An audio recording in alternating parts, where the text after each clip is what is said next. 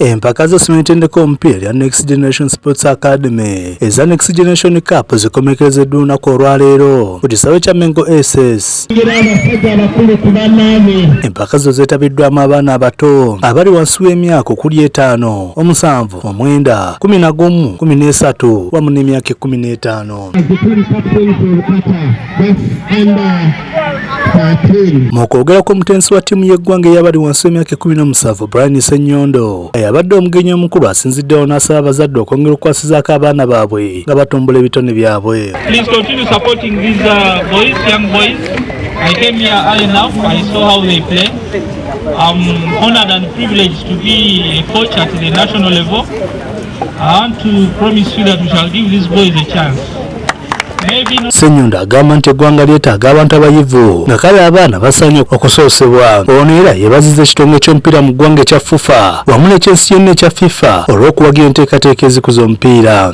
Good footballers who are not responsible men tomorrow in society. And I believe I have been chatting with a few of the boys. They speak fluent English and they are very intelligent. So we are proud of you parents for the field and all the support you give to these players. Omutendesi Ahmed Kakoza ku Next Generation Sports Academy atubulidde ensonga lwaki baasalawo okuteekawo empaka zino. Next Generation Cup kitwala empaka ez'abaana linga za munda abaana bali bakuganya bubiregera ku myaka 7 okugerera ku myaka 15. Abaana boyesezza omutima gw'ekika kyabwe tulabye kunywa omukisa bw'okusamba nga kirungi n'abazadde bawukirizidde.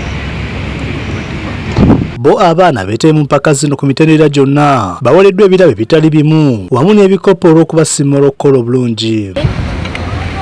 We are looking up to the African hearts and to win the East African Cup.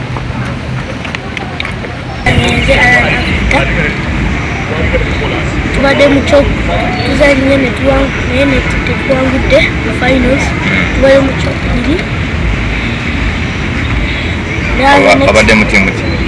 abadde mu tiimu Arusha nemaza Next Generation